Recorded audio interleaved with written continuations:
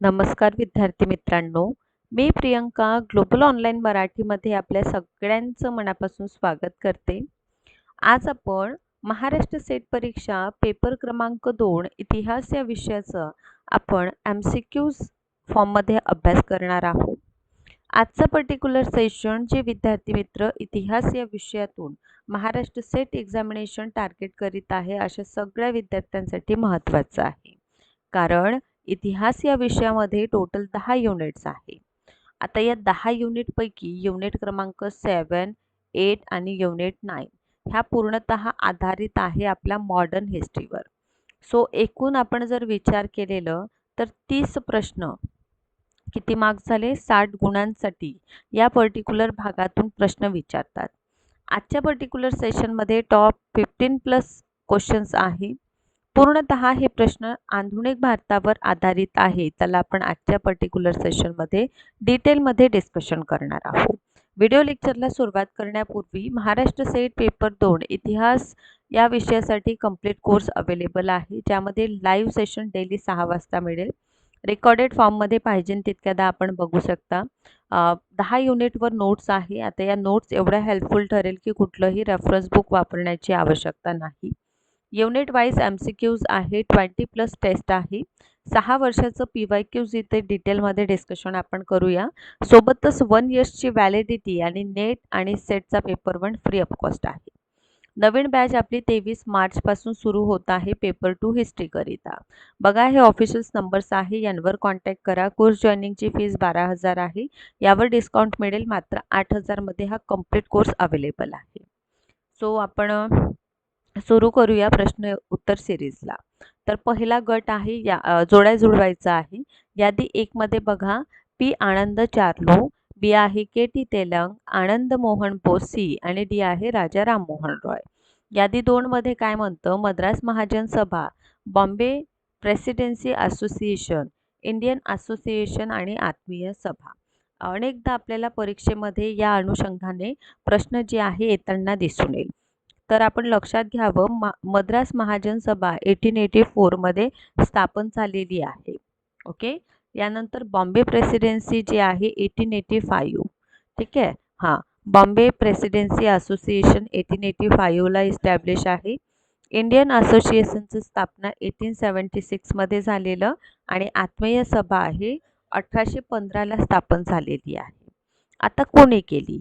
आता बघा मद्रास महाजन सभा जे आहे वी राघवाचारी, बी सुब्रमण्यम अय्यर आणि पी आनंद चार्लू म्हणजे एकसाठी एक. इथे बघा इथेही दिसतं आणि इथेही दिसतं. ठीक आहे. तर हे 2 कट झाले. ठीक. सो इथे बघा आणि इथे बघा. KT तेलंग बघा. आता इथे बघा KT तेलंग पहा फिरोजशाह मेहता, बद्रुद्दीन तय्यबजी आणि आणखीन आपल्याला KT तेलंग यांनी काय केलेलं बॉम्बे प्रेसिडेन्सी असोसिएशनची स्थापना 1885 ला केलेली आहे. यानंतर आहे इंडियन असोसिएशन सुरेंद्रनाथ बॅनर्जी आणि आनंद मोहन बोस यांनी इंडियन असोसिएशनची स्थापना कोलकातामध्ये केलेली आणि आत्मीय सभा 1815 मध्ये राजा राममोहन रॉय द्वारा कोलकातामध्ये स्थापन करण्यात आलं. याचा अर्थ योग्य उत्तर आपलं ए आहे. ठीक आहे. पी आनंद चार्लू मद्रास महाजन सभा, KT Telang Bombay presidency, Anand Mohan Bose Indian association आणि राजा राममोहन रॉय आत्मीय सभा. समोरचा आहे मी माझ्या देशाला माझी आई मानतो, मी तिच्यावर प्रेम करतो, तिची पूजा करतो असं कोणी म्हटले? ए अरबिंदो, बी लाला लाजपत राय, सी बाल गंगाधर टिळक आणि डी आहे रास बिहारी बोस. हे म्हटलं आहे अरबिंदो यांनी. ठीक आहे. अरबिंदो हे काय आहे भारतीय तत्वज्ञानी, योगी, महर्षी, कवी, भारतीय राष्ट्रवादी होते. वंदे मातरम सारख्या पत्रकाराचं संपादन यांनी केलेलं आहे. तर अशा प्रकारे तुम्हाला लक्षात घ्यायचं आहे की प्रश्न या स्वरूपात आपल्याला परीक्षेमध्ये येतात. क्वेश्चन आहे काँग्रेस चळवळ ही जनतेने प्रेरित केलेली नव्हती किंवा ती त्यांच्याकडून कल्पित किंवा नियोजित नव्हती असं कोणाचं ओपिनियन आहे? A Lord Dufferin, B sir Syed Ahmad Khan, C आहे लॉर्ड कर्झन की D Lala Lajpat Rai. So obviously हे लाला लाजपत राय यांचं विधान आहे यांनी यंग इंडिया या पुस्तकात काँग्रेसच्या अपयशाचे कारणे म्हणून पर्टिक्युलर स्टेटमेंट जो आहे ते दिलेलं आहे. नेक्स्ट आहे, खालीलपैकी कोणी लिहिले की सुरुवातीच्या काँग्रेस नेत्यांच्या हॅमचा वापर विद्युत वाहक म्हणून करण्याची आशा होती? ए. जगदीश चंद्र, बी. जी.एस. सरदेसाई, सी. शेखर बंदोपाध्याय की डी. विपिन चंद्र. सो हा पर्टिक्युलर स्टेटमेंट विपिन चंद्र यांचा आहे. विपिन चंद्र यांनी लिहिलं की सुरुवातीच्या काँग्रेस नेत्यांना हॅम्सचा वापर विद्युत वाहक म्हणून करण्याची आशा होती म्हणून. So D. नेक्स्ट, 1904 मध्ये बंगालच्या फाळणीचं उद्दिष्ट संयुक्त बंगाल ही एक शक्ती आहे, विभाजित बंगाल वेगवेगळ्या दिशेने जाईल, हे कोणी मत व्यक्त केलं? A. Lord Curzon, B. Lord Morley, C. HS. Risley की D. Alexander Mackenzie. So particular हा बंगालचं विभाजन, ठीक आहे, आणि बंगाल विभाजनासाठी हा पर्टिक्युलर स्टेटमेंट एच.एच. रिल्से यांनी केलेला आहे, त्यामुळे ऑप्शन सी. नेक्स्ट क्वेश्चन आहे, मी राजकारणाचा पहिला धडा सुरेंद्रनाथ बॅनर्जी यांच्या चरणी शिकलो, हा कोणाचा विधान आहे? ए. सुभाषचंद्र बोस, बी. अबुल कलाम आझाद, सी. मोहम्मद अली जिना की एम. ए. अन्सारी. सो हा जो पर्टिक्युलर स्टेटमेंट आहे मोहम्मद अली जिना यांचा आहे. जिनांचं म्हणणं विधान आहे की मी राजकारणाचा पहिला धडा सुरेंद्रनाथ बॅनर्जी यांच्या चरणी शिकलो. नेक्स्ट आहे, पर्टिक्युलर स्टेटमेंटच आहे, जसे एक इंग्रज त्यांच्या स्वतःच्या देशात किंवा त्यांच्या वसाहतीमध्ये बाहेरील व्यक्ती म्हणून नव्हे तर मालक म्हणून राहतो, तसं मला माझ्या देशात राहायचं आहे, असं कोण म्हटलं? ए. P.C. पाल, बी आहे बाळ गंगाधर टिळक, सी आहे महात्मा गांधी आणि डी आहे लाला लजपत राय. सो ऑब्विसली मित्रांनो हा बाळ गंगाधर टिळक यांचं स्टेटमेंट आहे, जसं एक इंग्रज त्यांच्या स्वतःच्या देशामध्ये जे आहे किंवा वसाहतीत बाहेरचा व्यक्ती नसून मालक म्हणून राहतो, तसं मला माझ्या देशात राहायचं आहे, असं बाळ गंगाधर टिळक यांनी म्हटलं आहे. नेक्स्ट आहे, स्वराज्य हे सामान्य लोकांसाठी असावे आणि केवळ विशिष्ट वर्गासाठी नसावं, हे सूत्र कोणी जाहीर केलं? ए. C.R. दास, बी. सी. राजगोपालाचारी, सी आहे गोपीनाथ साहा की डी. मोतीलाल नेहरू. सो मित्रांनो हे गोपीनाथ साहा यांचा हा स्टेटमेंट आहे की स्वराज्य हे सामान्य लोकांसाठी असावं, तो विशिष्ट वर्गासाठी मर्यादित नसावं म्हणून. नेक्स्ट क्वेश्चन आहे, जो कोणी या देशातील लोकांच्या कल्याणासाठी काम करतो, मग तो मुस्लिम असो की इंग्रज, तो परदेशी नाही, 1916 मध्ये ही घोषणा कोणी केली आहे? A. Motilal Nehru, B. Annie Besant, C. BG. Tilak की डी. मौलाना आझाद. सो मित्रांनो हा स्टेटमेंट बी.जी. टिळक यांनी केलेला आहे. नेक्स्ट, खालीलपैकी कोणाचं लेखन आहे की राजकीय स्वातंत्र्य हे राष्ट्रांचं जीवन आहे?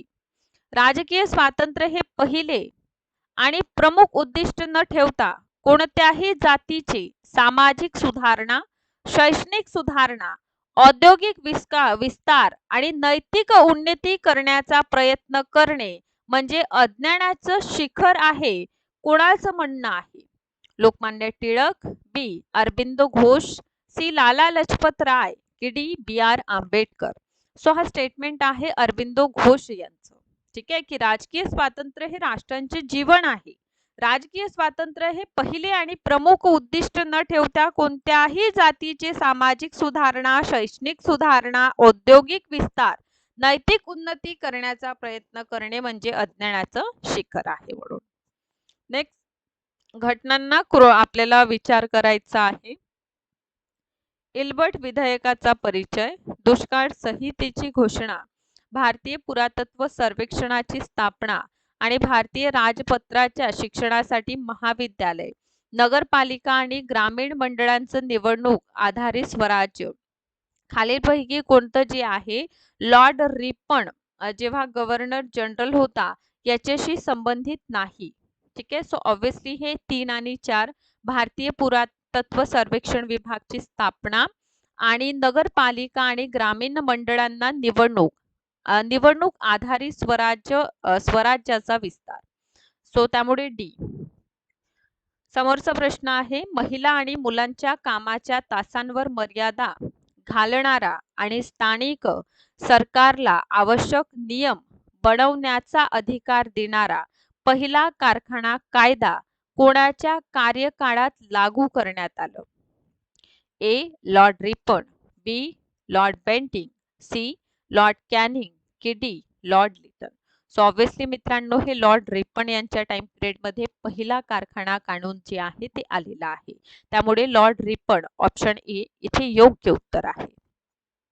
नेक्स्ट आहे, लॉर्ड रिपनला भारताचं तारणहार असं कोणी म्हटलेलं आहे? Elvin Arnold, B. Sarojini Naidu, C. PE. Roberts की डी. Florence Nightingale. सो नक्कीच हे फ्लॉरेन्स नाइटिंगेल यांचं हे रिपनला जी आहे ना भारताचं तारणहार म्हणून संबोधित केलेलं आहे. त्यामुळे ऑप्शन क्रमांक डी. नेक्स्ट आहे, खालीलपैकी कोणती जोडी योग्यरित्या जुळलेली आहे? मेयोने भारतीय रेल्वेची सुरुवात केली. लिटनच्या टाइम पिरियडमध्ये दिल्ली दरबार म्हणजे दरबार जो आहे दिल्लीला भरला. नॉर्थब्रुक प्रिन्स ऑफ एडनबर्गची भारत भेट झाली की रिपन भारताची दुसरी जनगणना करतात. सो ऑब्विसली हे काय आहे, योग्य म्हटलं आहे तर योग्य लिटनच्या टाइम पिरियड मध्ये दिल्ली दरबाराचं आयोजन आहे ना, त्यामुळे आपण म्हणू शकतो की इथे फक्त बी जे आहे ते योग्य उत्तर आहे, म्हणजे योग्य जोडी आहे. त्यामुळे ऑप्शन क्रमांक बी सोबत इथे आपण जाऊया. नेक्स्ट आहे, खालीलपैकी कोणती जोडी योग्यरित्या जुळत नाही? अयोग्य जोडी कोणती? लॉर्ड रिपन फॅक्टरी कायदा, लॉर्ड लिटन भारतीय विद्यापीठ कायदा, Lord Curzon imperial cadet corps की डी. लॉर्ड चेम्सफोर्ड रॉलट कायदा. सो बघा, आपण जर विचार केला रिपनच्या काळामध्ये ना कारखाना कानून आलेला आहे, चेम्सफोर्डच्या टाइम पिरियड मध्ये रॉलट कायदा आलेला आहे, लॉर्ड कर्झन इम्पेरियल कॅडेट कॉर्प्सची स्थापना करणारे आहे. देन अयोग्य जर विचार केलं तर लॉर्ड लिटन आहे ना, कारण जर विचार केलं तर लॉर्ड कर्झनच्या टाइम पिरियड मध्ये भारतीय विद्यापीठ कायदा 1905 आपण अभ्यास करतो. सो बी. नेक्स्ट आहे, पर्टिक्युलर 2 यादी आपल्याला या ठिकाणी दिलेल्या आहे आणि या यादींचं आपल्याला मिलान करायचं आहे. बघा, वर्नाकुलर प्रेस ऍक्ट 1878, भारतीय विद्यापीठ कायदा 1904, इंडियन काउन्सिलिंग कायदा 1909, रॉलट ऍक्ट 1919 कोणाच्या टाइम पिरियड मधील आहे? तर बघा, lord Chelmsford, lord Curzon, then lord Mayo आणि लॉर्ड मिंटो. सो ऑब्विसली इथे आपल्याला क्रोनॉलॉजिकलच बघावं लागेल है ना. 4 ऑप्शन आपल्याला दिलेला आहे. पहिल्याचं 1, 4, 3, 2 आहे. ऑप्शन बी आहे 3, 2, 4, 1. ऑप्शन सी आहे 4, 2, 1 आणि 3. आणि ऑप्शन डी आहे 2, 3, 1 आणि 4. सो वर्नाकुलर प्रेस ऍक्ट आलेला आहे लिटनच्या टाइम पिरियड मध्ये.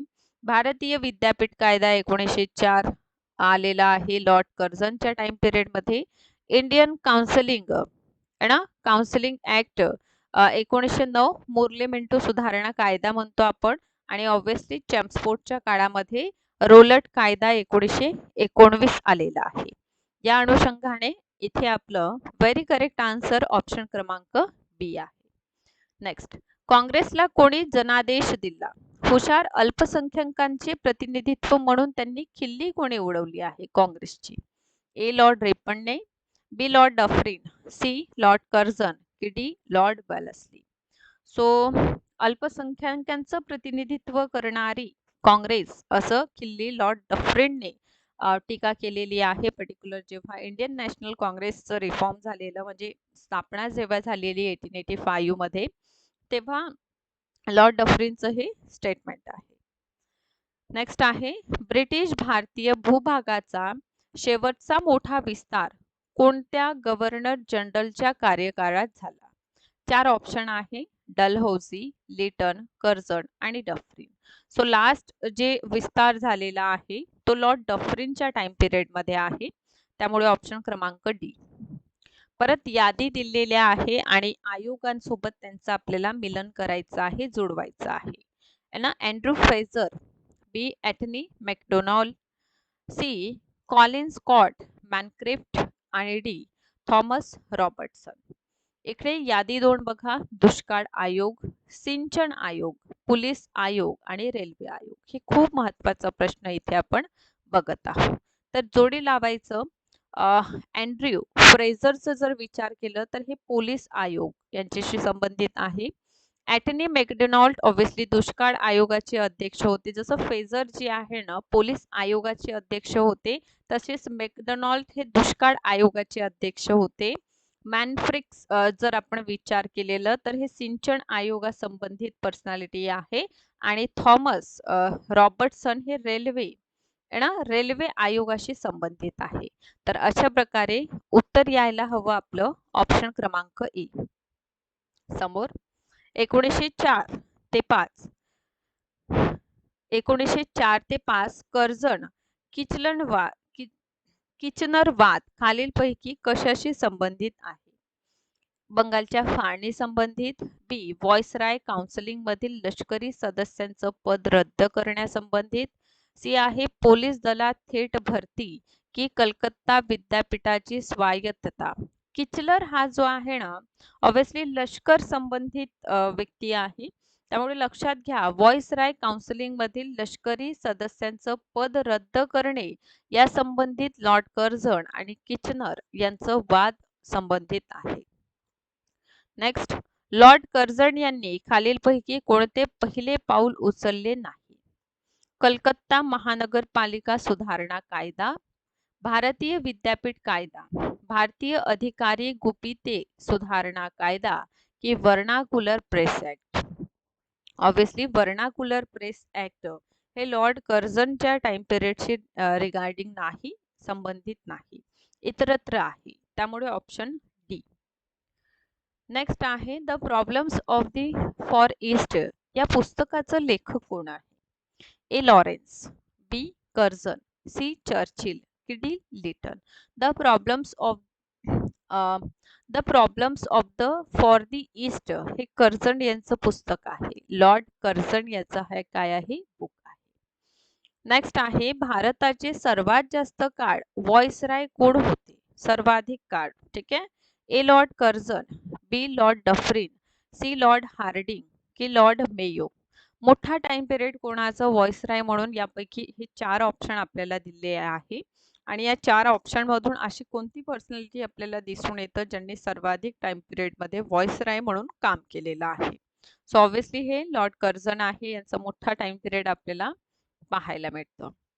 नेक्स्ट प्रश्न आहे मिशन वगळणे आणि कमिशन ही 7 वर्षाची राजवट कोणाशी संबंधित आहे? Lord Dalhousie, lord Curzon, lord Lytton की लॉर्ड मेयो. सो हे संबंधित आहे लॉर्ड कर्झनशी.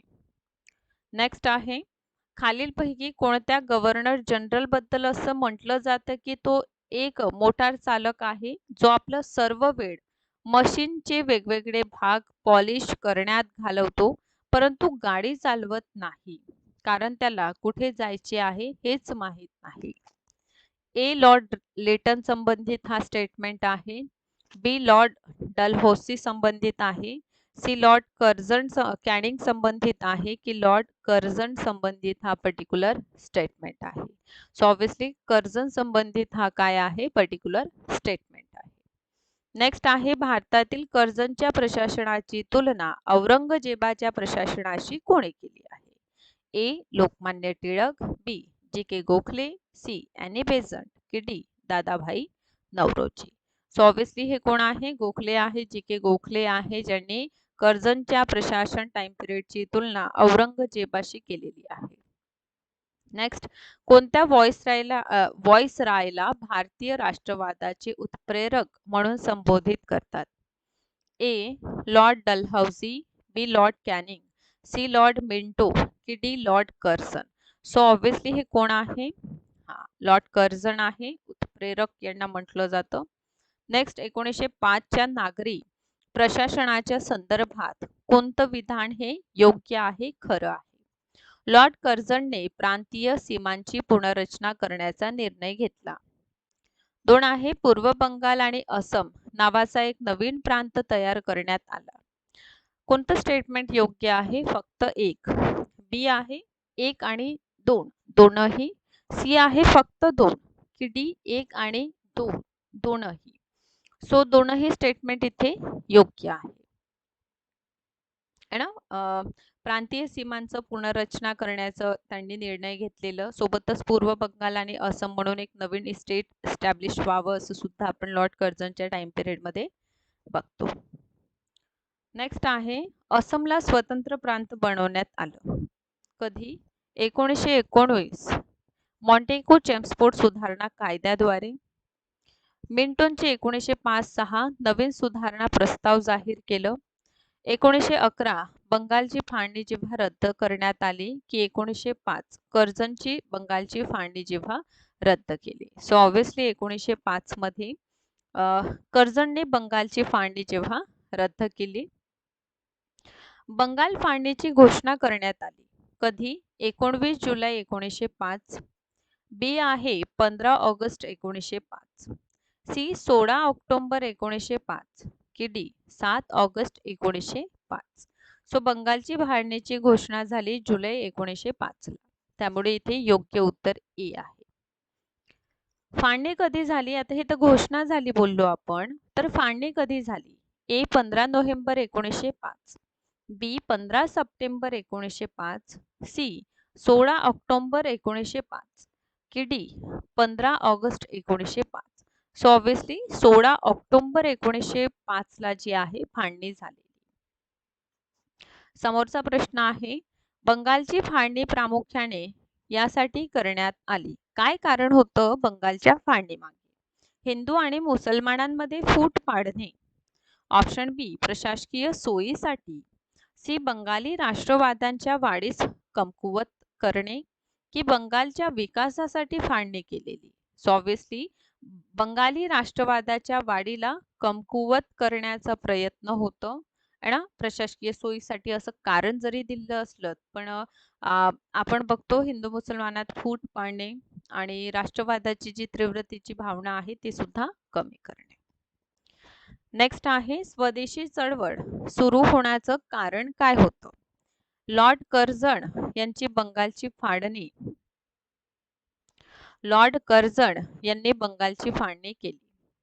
बी लोकमान्य टिळकांना 18 महिन्यांचं सक्त मजुरीची शिक्षा झाली. सी लाला लाजपत राय आणि अजित सिंग यांना अटक, हद्दपारी आणि पंजाब वसाहतीकरण विधेयक मंजूर केले की चाफेकर बंधूंना मृत्यूदंडाची शिक्षा दिली. स्वदेशी मूवमेंट का बरं सुरू झालेली आहे? कारण लॉर्ड कर्झन काय करतं? बंगालची फाळणी करतं शिमल्यावरून. ठीक आहे, घोषणा करतं.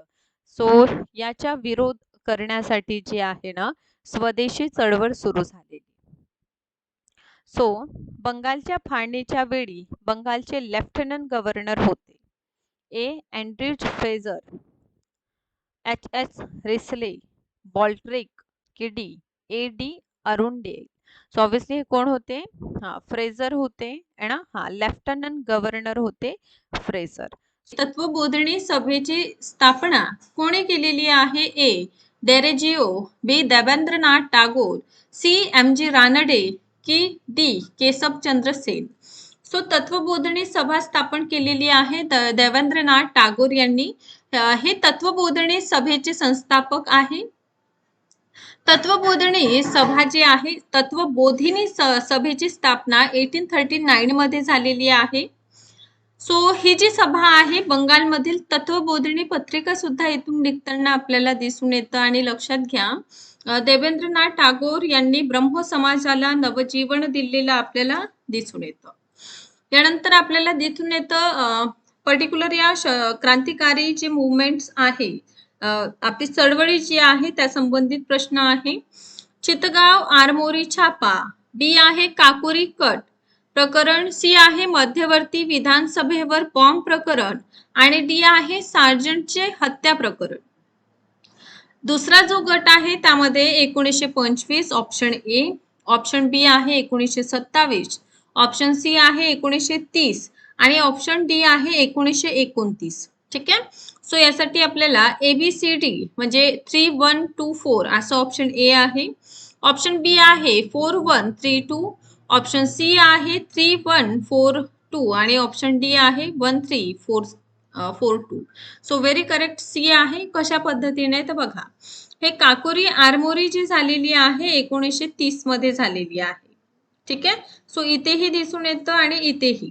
ठीक आहे. त्यानंतर काकोरी प्रकरण 1925. ओके. सो ऑब्विसली इथे सुद्धा आहे आणि इथे सुद्धा. देन मध्यवर्ती विधान सभा बॉम्ब प्रकरण जो आहे 1929 चा आहे बरं. ठीक आहे. त्यामुळे इथे आपल्याला हा रॉंग दिसून येते. त्यामुळे सी. सार्जंटची हत्या आपण कधी बघतो तर 1927 ला. ठीक आहे. सो अशा प्रकारे very correct answer obviously C आहे. नेक्स्ट आहे केसरी या वृत्तपत्राचे संपादक कोण होते? A Lala Lajpat Rai, B Arvind Ghosh, C Vipin Chandra Pal की D Bal Gangadhar Tilak. So obviously केसरीचे आपल्याला दिसून येतं बाल गंगाधर टिळक होते. पहा काय व्हायचं, गोपाळ गणेश आगरकर हे केसरी वृत्तपत्राचे पहिले संपादक होते. ठीक आहे. केसरी वृत्तपत्र मराठी भाषेतून आणि बाळ गंगाधर टिळक यांनी 1881 मध्ये हे स्थापन केलेलं, केसरी आणि मराठा म्हणून. ठीक आहे. केसरी मराठी ट्रस्टद्वारे प्रकाशित व्हायचं आणि विष्णू शास्त्री चिपळूणकर, गोपाळ गणेश आगरकर, बाळ गंगाधर टिळक यांनी याला सुरुवात केलेली आपल्याला दिसून येतं. आता पहिले जर विचारले तर नक्कीच तुम्हाला काय द्यावं लागेल ऑप्शन मध्ये, गोपाळ गणेश आगरकर नाही है ना. हे तीनही जे चारही जे आपण ऑप्शन बघत आहोत, या चारही ऑप्शन मध्ये आपल्याला गोपाळ गणेश आगरकर नाही आहे. ठीक आहे. पण लक्षात घ्या केसरी आणि मराठा या वृत्तपत्राचा संबंध बाळ गंगाधर टिळक यांच्याशी आहे, त्यामुळेच आपण इथे डी केलेलं. पण केसरीचे पहिले संपादक गोपाळ गणेश आगरकर आपल्याला दिसून येतं आणि ऑब्विसली विष्णू शास्त्री चिपळूणकर, गोपाळ गणेश आगरकर आणि बाळ गंगाधर टिळक यांनी हे सुरू केलेलं आहे केसरी आणि मराठा. ओके. चला समोर आहे भारतीय राष्ट्रीय काँग्रेसच्या सुरत अधिवेशनाचे अध्यक्ष कोण होते? ए दादाभाई नौरोजी, बी रासबिहारी घोष, सी बद्रुद्दीन तय्यबजी आणि डी आहे ॲनी बेझंट. ठीक आहे. सो इंडियन नॅशनल काँग्रेसचं सुरत अधिवेशन कधी होतं तर 1907 मध्ये होतं फर्स्ट ऑफ ऑल. ठीक आहे. कारण सुरतचं अधिवेशन याला खूप महत्व आहे, कारण सुरतची फूट असं देखील आपण म्हणतो. का बरं महत्वाचं आहे? कारण जहालवाद आणि मवाडवाद या दोघही गटांमध्ये पहिल्यांदा फूट पडलेली ती म्हणजे सुरतच्या अधिवेशनामध्ये. त्यामुळे सुरतचं अधिवेशन महत्वाचं आहे आणि याची अध्यक्षता केलेली आहे रासबिहारी घोष, ऑप्शन बी. ठीक आहे. चला पहिलं अधिवेशन कधी होतं? 1885 ला होतं. कुठे? मुंबई येथे. अध्यक्ष कोण असतं? उमेश चंद्र बॅनर्जी. दुसरं अधिवेशन 1886 कलकत्ता येथे भरतं आणि याचं अध्यक्षता दादाभाई नौरोजी करतात. तिसरं अध्यक्ष 1887 ला भरतं मद्रासला. अध्यक्ष आहे बद्रुद्दीन तय्यबजी, पहिले मुस्लिम अध्यक्ष. चौथे अधिवेशन 1888 ला भरतं अलाहाबाद येथे आणि अध्यक्ष जॉर्ज ह्यूल, पहिले इंग्लिश अध्यक्ष आहे बरं. ठीक आहे. देन 1893 कलकत्ता अधिवेशन, रहीमतुल्ला सहानी असतात. वंदे मातरम जे आहे हा PYQ प्रश्न मला वाटतं विचारलेला आहे. ठीक आहे. हे वंदे मातरम प्रथमतः कोणत्या अधिवेशनात गायले गेले? ठीक आहे. सो हे कलकत्ता अधिवेशन आहे आणि हा प्रश्न 24 मध्ये विचारलेला आहे. 1907 ला होतं सुरत अधिवेशन, ज्याची अध्यक्षता रासबिहारी घोष करतात आणि काँग्रेसमध्ये आपण बघतो उदारवादी आणि ज्याला जहालवाद आणि मवाडवाद आपण म्हणतो त्यांच्यामध्ये प्रथमतः फूट येथे पडलेली आपण बघतो. यानंतर आहे ब्रिटिश सरकारला गोलमेज परिषद बोलावण्याची सूचना कोणी केली? ठीक आहे. ए लॉर्ड बटलरने, बी आहे लॉर्ड वेवेल, सी आहे जॉन सायमंड की D Lord Dufferin. Okay. British सरकारला गोलमेज परिषद बोलावण्याची सूचना कोणी केलेली आपल्याला दिसून येतं. ठीक आहे. So obviously very correct answer सायमंडने है ना. 1928 मध्ये भारत सरकार कायदा 1919 आपल्याला दिसून येतं, ज्याला मॉन्टेग्यू जेम्सफोर्ड सुधारणा कायदा आपण म्हणतो आणि या कायद्याचं पुनर्अवलोकन करण्यासाठी सायमंड कमिशनचं गठन होईल.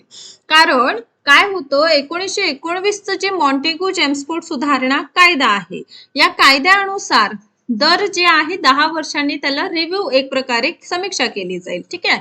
यातूनच पंतप्रधान स्टॅनले बाल्डविन यांनी नेमलेल्या आयोगाने कोणतेही भारतीय सदस्य, कारण सायमन कमिशनचा आपण बहिष्कार बघतो आणि सायमन कमिशनचं बहिष्कार का बरं होतं, कारण सायमन कमिशन मध्ये एकही भारतीय सदस्य नव्हता, त्यामुळे सायमन कमिशनचं बहिष्कार करण्यात आलेलं. परिणामी मोहम्मद अली जिना यांच्या नेतृत्वाखाली भारतीय राष्ट्रीय काँग्रेस आणि मुस्लिम लीग गटाने जे आहे यावर बहिष्कार घातलेला आपल्याला दिसून येतं. आणि 1928 मध्ये जेव्हा सायमन कमिशन मुंबईला येतं तर सायमन गो बॅकचे नारे सुद्धा देण्यात येतं. सो हे संपूर्ण घटनाक्रम मॉडर्न हिस्ट्रीचा आपल्याला दिसून येतं. समोर बघा गाथा आहे, म्हणजे एक ग्रुप आपल्याला 2 पियर्स मध्ये सांगायचा आहे. गाथा, आख्यायिका, सी आहे इतिवृत्ती आणि डी आपल्याला दिसून येतं वंश. आता ऑब्व्हियसली हे प्राचीन जे आपण इतिहास अभ्यास करतो ह्या प्राचीन इतिहासाच्या टर्मोलॉजी आहे. ठीक आहे. प्राचीन इतिहासाची हे काय आहे, टर्मोलॉजी आपल्याला दिसून येतं. बरोबर. इथे बघा अनदर साइड म्हणजे ग्रुप बी काय आहे, ऐतिहासिक कथा, घटना, शाही वंशावळी आणि नायक प्रशंसा. ऑब्व्हियसली 4 ग्रुप दिलेले आहे. ठीक आहे. गाथा का बरं म्हणतो, कारण हे नायक यांच्या प्रशंसा, जे महानायक आहे त्यांची प्रशंसा केलेली असतं. म्हणजे ए साठी 4 कुठे दिसतं बघा, हे दोनही ऑप्शन स्किप करून द्या. ठीक आहे. आता ए आणि डी मधून चूज करायचं आहे. यानंतर आहे आख्यायिका. आख्यायिका आपल्याला ऐतिहासिक कथा. ठीक आहे. आख्यायिका याला म्हटलं जातं, त्यामुळे ऑब्व्हियसली ए. सो ऑब्व्हियसली दोनही ठिकाणी आहे. आता इतिवृत्ती काय आहे, तर इतिवृत्ती म्हणजे घटना असतात. काय आहे, सो ऑब्व्हियसली इथे 3 दिलेला आहे, त्यामुळे हेही आपलं स्किप होतं. वंश काय आहे, वंश म्हणजे शाही वंशावळी. So obviously very correct answer is A. Okay. चला नेक्स्ट. खालीलपैकी कोणते बौद्ध कार्य आहे, म्हणजे बुद्ध संबंधित, बौद्ध धर्म संबंधित रिलेटेड आपल्याला वर्क दिसून येतं. ए रघुवंश, बी महावंश, सी हरिवंश की शशीवंश. सो ऑब्व्हियसली बुद्ध संबंधित आपल्याला महावंश दिसून येतं. हे पाली भाषेत लिहिलेलं एक काव्य आहे. त्या श्रीलंकेच्या राजाचं वर्णन केलेलं आहे आणि सोबतच आपल्याला पाहायला मिळतं की यामध्ये जे आहे ओके ओके ठीक आहे, यामध्ये आपल्याला काय दिसून येतं, महावंश आपल्याला जे आहे जे महान इतिहास अशा प्रकारचं आपल्याला दिसून येते याचा अर्थ, आणि हे पाली भाषेत आहे. ओके. नेक्स्ट आहे अब्दुल कादिर बदायुनी, म्हणजे ऑब्व्हियसली हे मध्यकालीन इतिहास आपण अभ्यास करतो है ना.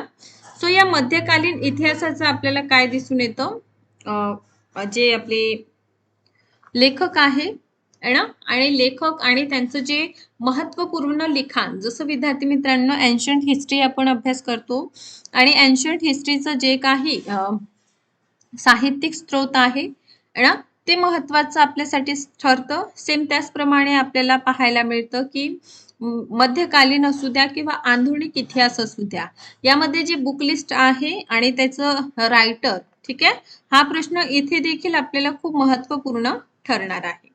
सो बघा, अब्दुल कादिर बदायुनी, बी जियाउद्दीन बर्नी, सी याहिया अहमद सरहिंदी आणि 4th मध्ये आहे अब्दुल हमीद लाहोरी. अनादर साइड मध्ये या रचना दिलेल्या आहेत. ठीक आहे. तारिक ए फिरोजशाही, मुत्कब उल तवारिक आणि पाचशहानामा, आणि 4th आहे तारिक ए मुबारक शाही. सो इथे ऑब्व्हियसली खूप सारे ऑप्शन आहे ABCD च्या फॉर्म मध्ये, म्हणजे 4 ऑप्शन दिलेले आहे. सो बघा, अब्दुल कादिर बदायुनीची रचना आपल्याला पादशाहनामा दिसून येतं. तर इथेही आहे, ठीक आहे, इथेही आहे, इथेही, म्हणजे सी कट करून द्या. नेक्स्ट आहे जियाउद्दीन बर्नी, ऑब्व्हियसली यांचं तारिक ए फिरोजशाही फेमस रचना आहे, तर इथेही दिसतं. हेही स्किप करा, इथे नाही. ठीक आहे. सो ए आणि डी सोबत जाऊया. समोर बघा, ठीक आहे, याहिया अहमद सरहिंदी जे आहे त्यांचं तारिक ए मुबारक शाही आहे, तर सी साठी 4 इथे नाही. ठीक आहे, याला सुद्धा कट करा. अब्दुल हमीद लाहोरी जे आहे त्यांचं मुत्कब अल तवारिक नावाचा ग्रंथ आहे. ठीक आहे. सो अशा प्रकारे व्हेरी करेक्ट आन्सर इथे काय आहे, आपलं ए आहे. चला, सो आणखीन प्रश्न डिस्कस करूया. जसं नेक्स्ट क्वेश्चन आहे, राष्ट्रीय चळवळीचे आर्थिक व्यासपीठ देणारे इतिहासकार होते. A. KP. Jayaswal, B. RK. Mukherjee, C. GD. Sardesai की डी. आर.सी. दत्त. तर इथे लक्षात घ्या, हा जो प्रश्न आहे इतिहास लेखन शास्त्र याशी रिलेटेड आहे. ओके, सो इथे very correct answer Rameshchandra Datta.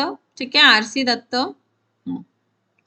चला, सो 1899 मध्ये भारतीय राष्ट्रीय काँग्रेसचे अध्यक्ष आपल्याला दिसून येतं रमेशचंद्र दत्त. यांचा जन्म कलकत्ता येथे झालेला आपल्याला दिसून येतं आणि यांनी जे आहे पुस्तक लिहिलेलं आहे बंगाल पॅट्रिक नावाचं. ठीक आहे, सो अशा प्रकारे डी. नेक्स्ट आहे, मार्क्सवादी इतिहासकार ज्याने तुलनात्मक पद्धत आणि आंतरविद्याशाखीय दृष्टिकोन वापरला ऐतिहासिक अभ्यासासाठी, ते कोण होते? ए. आर.एस. शर्मा, बी आहे रोमिला थापर, सी. डी.डी. कोसंबी की डी. इरफान हबीब. सो मार्क्सवादी इतिहासकार. ठीक आहे, मार्क्सवादी इतिहासकारांमध्ये काही नावे लक्षात घ्या. सो ऑब्व्हियसली मार्क्सवादी इतिहास लेखनामध्ये डी.डी. कोसंबी यांनी हा दृष्टिकोन जे आहे ऐतिहासिक अभ्यासासाठी तुलनात्मक आणि आंतरविद्याशाखी म्हणजे पर्टिक्युलर एका विषयाचं इतर विषयाशी काय असतं, कोरिलेशन असतं. ठीक आहे, सो डी.डी. कोसंबी आपल्याला दिसून येतं.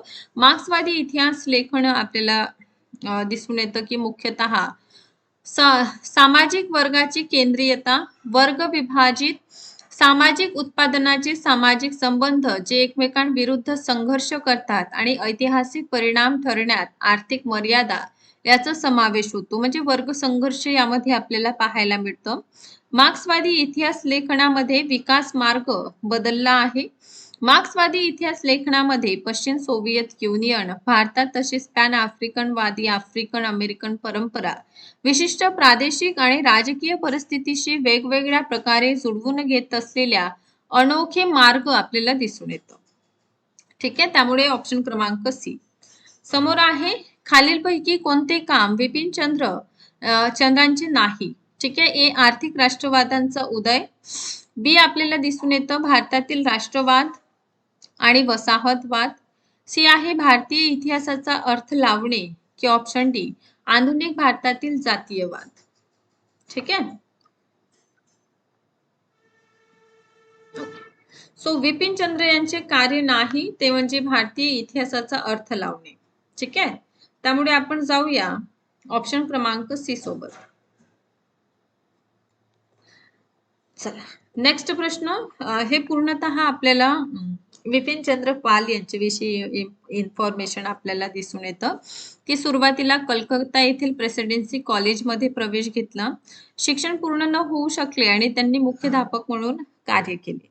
नंतर सार्वजनिक ग्रंथालय यामध्ये ग्रंथपाल झाले. ठीक आहे, सो यामध्ये राजकीय दिग्गजांशी यांची भेट झालेली. ठीक आहे, सो त्यांच्या संवादातून त्यांनी व्यवसाय सोडून सक्रिय राजकारणात उतरण्याची प्रेरणा मिळाली. यामध्ये लाला लाजपत राय, बाल गंगाधर टिळक, अरविंद घोष यांच्या विचाराशी खूप प्रभाव त्यांना पडलेला आपल्याला दिसून येतं. सो 1898 मध्ये तुलनात्मक धर्मशास्त्राचा अभ्यास करण्यासाठी इंग्लंडला प्रयाण केले, म्हणजे गेले तिथे. 1 वर्षाच्या आत भारतात परतल्यानंतर स्वातंत्र्याच्या लढ्यात ते गुंतले. ठीक आहे, भारतीयांमध्ये स्वराज्य या संकल्पनेचा पुरस्कार करण्यास त्यांनी सुरुवात केली है ना. लाला लाजपत राय आणि लोकमान्य टिळक यांच्या बरोबरीने राष्ट्रवादाच्या अतिरेक स्वरूपात प्रचार केला. ब्रिटिश वस्तूंचं किंवा दुकानावर बहिष्कार टाकणे. ठीक आहे, सो अशा प्रकारचं आपल्याला त्यांचं दिसून येतं. या व्यतिरिक्त काही वृत्तपत्रांचं संपादन सुद्धा केलेलं आपल्याला दिसून येईल.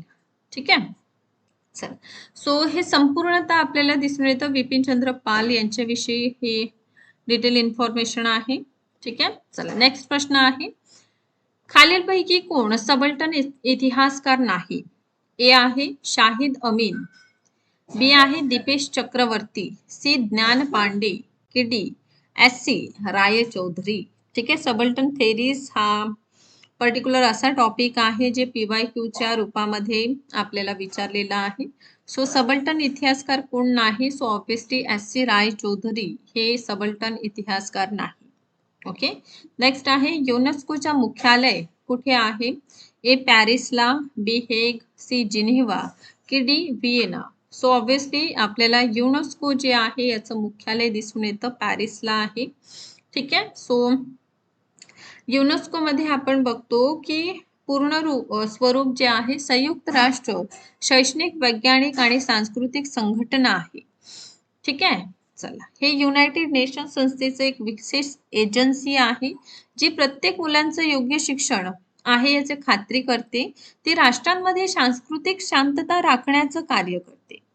युनेस्को हे संयुक्त राष्ट्रामध्ये UN आंतरराष्ट्रीय सहकार्याद्वारे जागतिक सहकार्य किंवा सौहार्द वाढवणे, सुरक्षिततेचं रक्षण करण्याचे प्राथमिक उद्दिष्ट आपल्याला दिसून येतं. शिक्षण, कला, विज्ञान, संस्कृती त्यांच्या सदस्यमध्ये 193 सदस्य राष्ट्र आणि 12 सहयोगी सदस्य आणि अशासकीय, आंतरशासकीय आणि खासगी संस्थांच्या भागीदारींचा समावेश होतो. पॅरिस फ्रान्स मधील युनेस्को यांचं प्रादेशिक कार्यालय आहे, मुख्यालय आहे. ठीक आहे. सो अशा प्रकारे आपल्याला युनेस्को दिसून येतं. सो खालीलपैकी कोणता जैन लेखक नाही? ए. हेमचंद्र, बी. हरिभद्र, सी. सिद्धिसेना की डी. अमरसिंग. सो जैन कोण नाही आहे? अमरसिंग नाही. त्यामुळे ऑप्शन क्रमांक डी सोबत आपण जाऊया. नेक्स्ट क्वेश्चन आहे, भारतातील इंग्रजी शिक्षणाचा मेग्ना कार्टा याला मानला जातो. ए. मॅकॅले यांची minutes, B. Wood dispatch, C. Hunter कमिशनचा अहवाल की डी. 1904 चा विद्यापीठ कायदा. सो आपण बघतो की वूड डिस्पॅच 1854 ला येतं, हंटर कमिशन 1882 चा येतं आणि रेले कमिशनच्या रिकमेंडेशनवर 1904 ला विद्यापीठ कायदा येतो. हा सुद्धा आपल्या आधुनिक भारताच्या इतिहासाचा एक पार्ट आहे आणि इंग्रजी शिक्षणाचा मेग्ना कार्टा ऑब्व्हियसली ऑप्शन बी वूड डिस्पॅच याला म्हटलं जातं. चार्ल्स वूड हे आपल्याला दिसून येतं. वूडचा खलिता येतं 1854 ला. ठीक आहे. त्यामध्ये एज्युकेशन रिलेटेड आपल्याला रिकमेंडेशन जे आहे केलेला दिसून येतं आणि यामध्ये महाविद्यालयीन स्तरावरील शिक्षणासाठी इंग्रजी हे माध्यम निवडलेले आपल्याला दिसून येतं. त्यामुळे वूड डिस्पॅच हा भारतातील इंग्रजी शिक्षणाचा मेग्ना कार्टा मानला जातो आणि मॅकॅले यांनी पहिल्यांदा जे रिपोर्ट दिलेली त्यामध्ये इंग्रजीला सपोर्ट केलेलं सुद्धा आपण बघतो. या समोर आहे चीन भारत युद्ध कधी झालेलं, कोणत्या वर्षी झाले? ए. 1962, बी. 1965, सी. 1964 की डी. 1966. सो चीन भारत युद्ध आपल्याला दिसून येतं कधी झालेलं आहे? ऑब्व्हियसली 1962 ला. ओके. चला, नेक्स्ट आहे हिंदू पॉलिटी हा ग्रंथ कोणी लिहिला? ए. G.S. सरदेसाई, बी. K.P. जयस्वाल, सी. J.N. सरकार आणि डी आहे कृष्ण स्वामी अयंगार. है ना, Hindu polity. So obviously Hindu polity ही K.P. जयस्वाल यांचा ग्रंथ आहे. नेक्स्ट आहे मिश्र वसाहतवाद प्रणालीद्वारा सादर केली गेली. ए. अल्मेडा द्वारा, बी. Albuquerque, C. कॅब्राल की D. Vasco da Gama. So मिश्र वसाहत जे आहे ऑब्व्हियसली अल्बुकर्क यांच्याद्वारे सुरू करण्यात आलेली. ठीक आहे. युरोपियनचं आगमन या भागात आपण हे बघितलेलं आहे. फिलोलॉजी हा अभ्यास आहे कशाचं? नाण्यांचं, भाषांचं, चिन्हांचं की तत्वज्ञानाचं? सो फिलोलॉजी जे आहे ऑब्व्हियसली भाषांचा अभ्यास आपल्याला दिसून येतं. त्यामुळे ऑप्शन क्रमांक बी इथे योग्य आहे. The author of what is history, इतिहास म्हणजे काय? ठीक आहे. व्हॉट इज हिस्ट्री कोणाचं लेखन आहे? हा सुद्धा प्रश्न इतिहास लेखन शास्त्राशी रिलेटेड आहे. सो ए. R.G. कोलिंगवूड, बी. E.P. थॉमसन, सी आहे E.H. कार की D. Hegel. So obviously what is history हे आपल्याला दिसून येतं की E.H. कार यांचा हा लिखाण म्हणू शकता. ठीक आहे, ग्रंथ आपल्याला दिसून येतं. पॅलिओग्राफीचा अभ्यास कशा म्हणजे काय? पॅलिओग्राफीचा अभ्यास म्हणजे काय? शिलालेखांचा होतो यामध्ये, बिसिलांचा होतो, जुन्या हातांची लेखन यामध्ये अभ्यासलं जातं की जीवाश्मांचा अभ्यास होतो. सो ऑब्व्हियसली यामध्ये जे आहे जुने जे लेखन आहे त्याचा अभ्यास करणाऱ्या शास्त्राला पॅलिओग्राफी असं म्हटलं जातं. नेक्स्ट, इंडियन मॅकॅव्हेली म्हणून कोणाला ओळखलं जातं? ए. कालिदास, बी. कल्हण, सी. कौटिल्य की डी. बिल्हण. इंडियन मॅकॅव्हेली कौटिल्य यांना ओळखलं जातं. ठीक आहे. सो नेक्स्ट आहे राजतरंगिणीचा इतिहास संबंधित आहे. कल्हण यांची रचना आहे राजतरंगिणी. आहे ना. याचा संबंध कशाशी आहे? ए मथुरा, बी मगध, सी जोधपूर, की डी काश्मीर. ऑब्व्हियसली कल्हण यांची रचना राजतरंगिणी आपल्याला दिसून येतं आणि या राजतरंगिणीमध्ये काश्मीरचा इतिहास वर्णन केलेला आहे. त्यामुळे ऑप्शन क्रमांक डी योग्य उत्तर आहे. फतवा ए जहादारी यात लिहिलेले आहे. कोणत्या भाषेत आहे? अरबीमध्ये, बी हिंदीमध्ये, सी पर्शियन की संस्कृत. ऑब्व्हियसली हे आपल्याला पर्शियनमध्ये दिसून येतं. ठीक आहे. सो अशा प्रकारे विद्यार्थी मित्रांनो, आधुनिक भारताचा इतिहास यावर आधारित अत्यंत महत्त्वपूर्ण क्वेश्चन्स आपण बघितलेले आहे. सेशनला अशाच प्रकारे बघत राहा. लाईक करा, शेअर करा, चॅनलला सबस्क्राईब करा. Thank you so much.